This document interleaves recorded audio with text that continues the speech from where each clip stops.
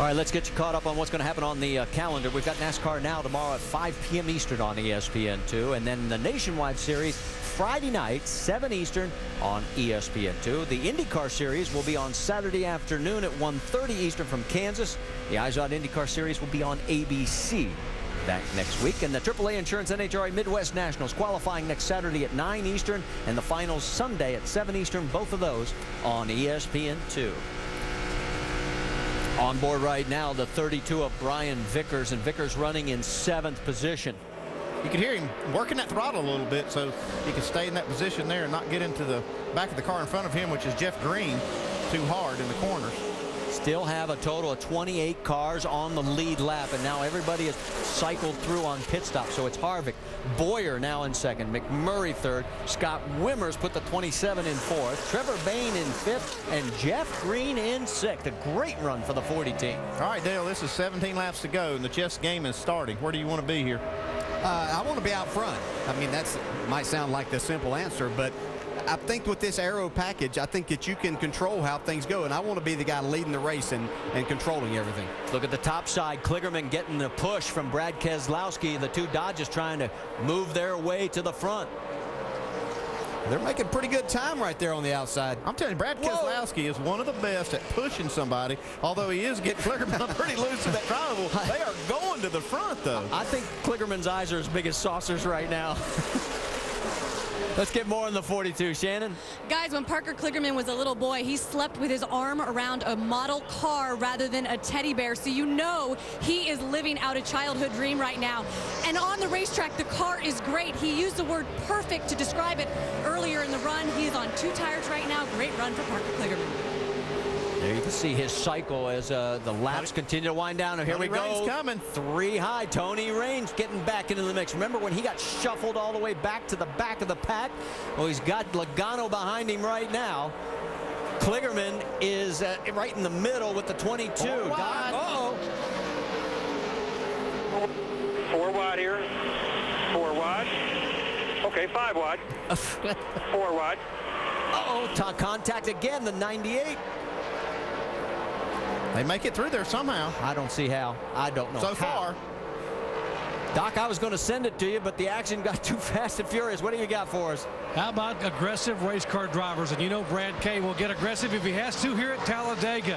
When he won 4 races a year ago, he was not leading with 10 to go in any of those races. He actually drove it as a great closer. And a year ago, when he won his very first NASCAR Sprint Cup race, we all know what happened. He wasn't leading 500 yards from the checkered flag, but he won it. And just go back to today's first race. Kevin Harvick only led 2 laps, number 5 and number 200. Yeah, and the most important one. That's right. The last one. The one they pay the money for. And Harvick trying to make NASCAR history. No drivers ever won the Nationwide race and the Sprint Cup race in the same day at the same track. And he has a chance to do it because he is well out in front right now. You could see in our shot there that Keselowski got out from behind the 42 of Kligerman. Made a hole there to get himself down on the inside. I think Brad saw that they'd gone as far as that they were going to go as a twosome right there, and he needed to get himself in a better position. That's Brian Keselowski on the high side. He's several laps down. That's why he's staying up there, letting the freight train go on by. And you're right. I think Kligerman just wants to stay with Keselowski. He knows that's his best chance for a good finish. Well, these cars are dancing all over. They're getting a little bit more intense with their bump drafting. And you have to think that even though tires usually aren't a concern here, a lot of these guys didn't put on any tires, and the most anybody got was 2 tires. Well, Kligerman is a 5th nationwide race, and he finished 7th here in an 09 ARCA race. He knows how to get around this track.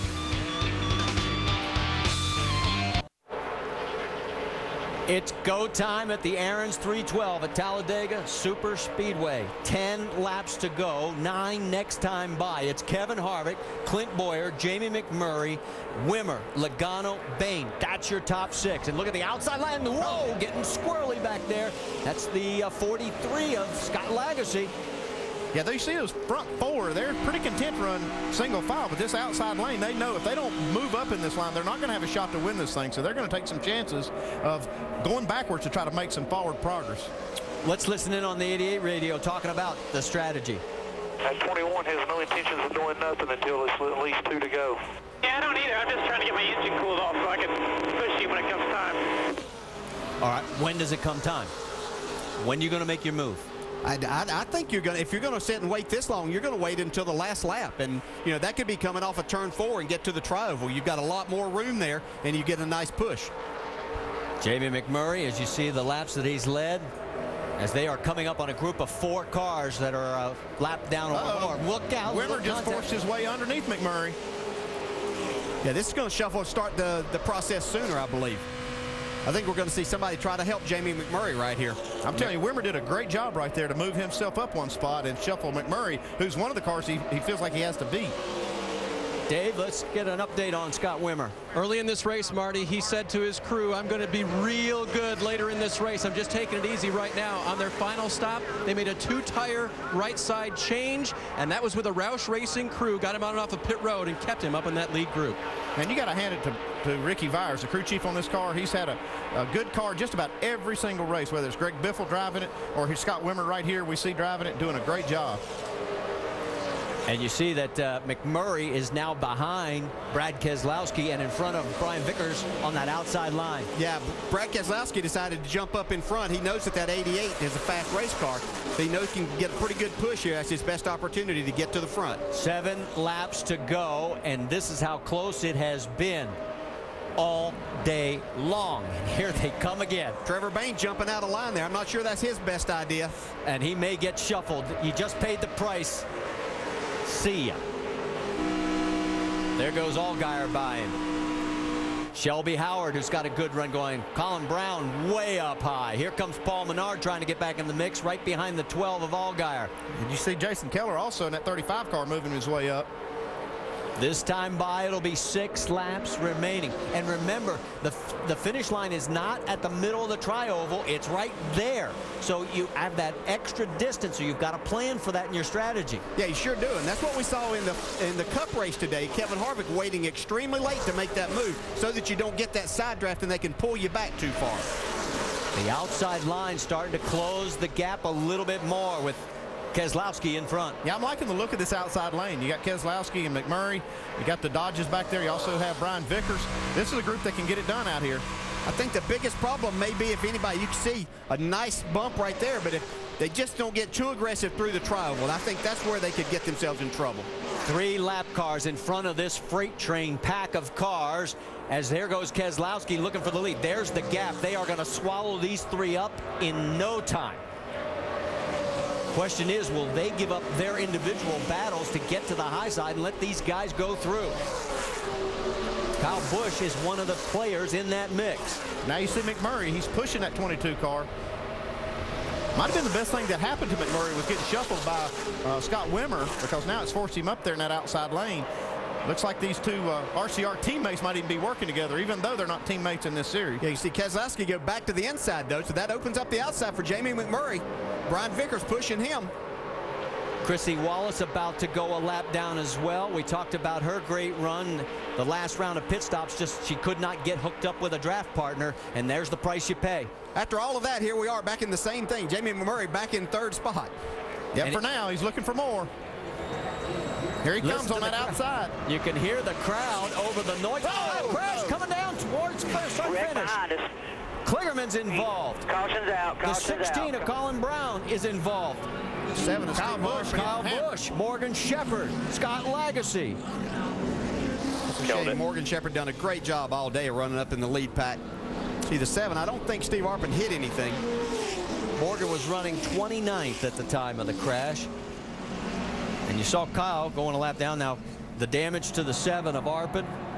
Arpin had been running in the top 15 all day long. Kyle Busch is actually a couple laps down right there. I don't know how he's getting swallowed up by this group. So it looks like, with all the damage, there is Kyle Busch's.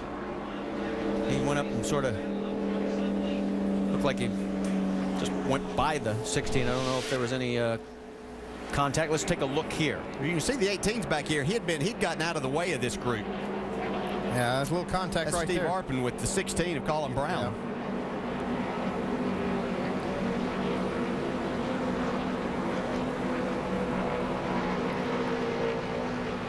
boy. Morgan got it right there at the end. Yeah, he almost made it through.